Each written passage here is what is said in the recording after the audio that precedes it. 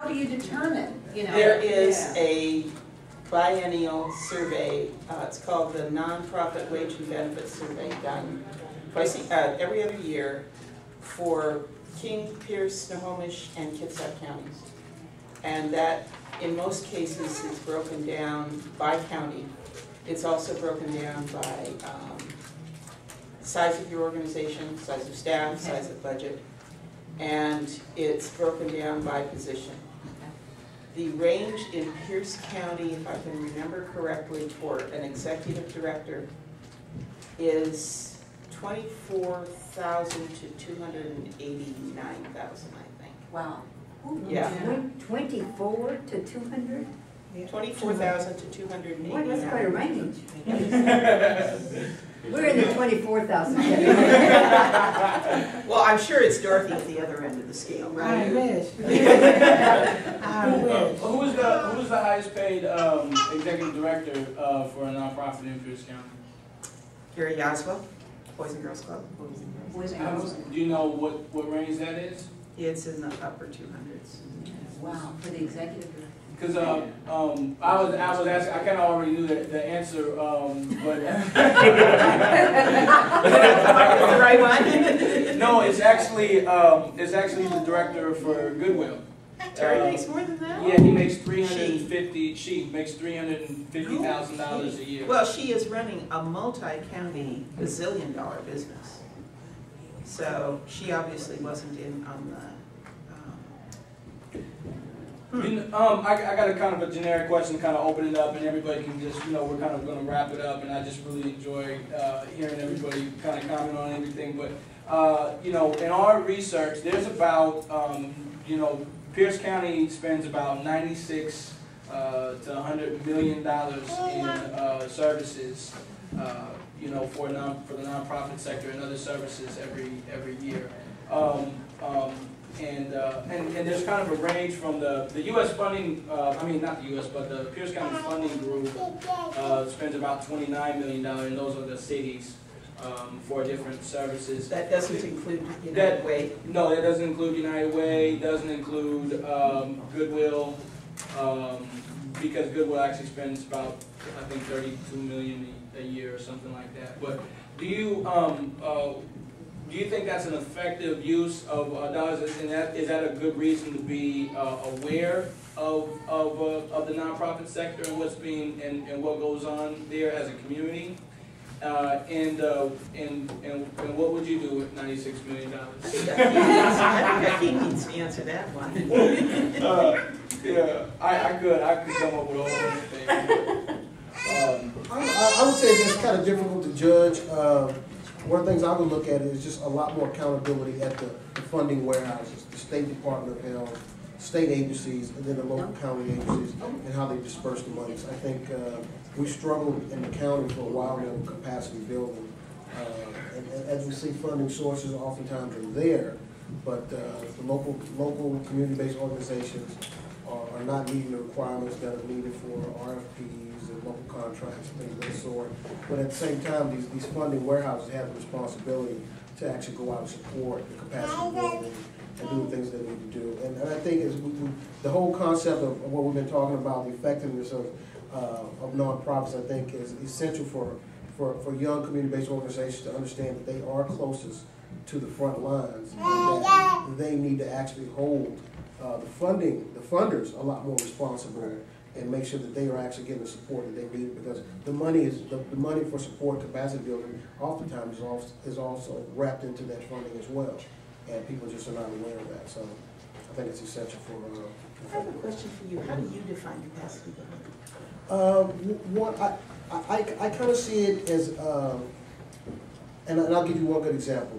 For example, in prevention as far as communicable diseases, I would say if there's community-based organizations out there that are closely in the streets or in the neighborhoods that need the most significant help, and you notice that there is an organizational group of people that are out there that are doing the work and can actually use some help in strengthening their organization or strengthening their delivery. So you are talking about the internal ability. Yes. So I would say that there needs to be a partnership, or there needs to be some contractual agreement that goes in for funding that supports that building so they can better provide services, because the people would typically assume to go to that small community-based organization versus go to the local health jurisdiction or health department or whatever. The cities of Federal Way, Darien, and Tukwila partnered together a couple of years ago to do exactly that. They hired us to do capacity services for grassroots organizations who were on the ground doing the work, but didn't have the internal ability to keep their organization afloat. They could do the work just fine, but, and I agree with you. I think that is. Yeah, I on a personal level, having seen it, a lot of different health organizations, I see a lot of this in military health as well, is that the monies that the larger funders or warehouses tend to hold on a lot of that money can actually be used more for capacity building and, having more sustainable programs or community-based organizations in the community.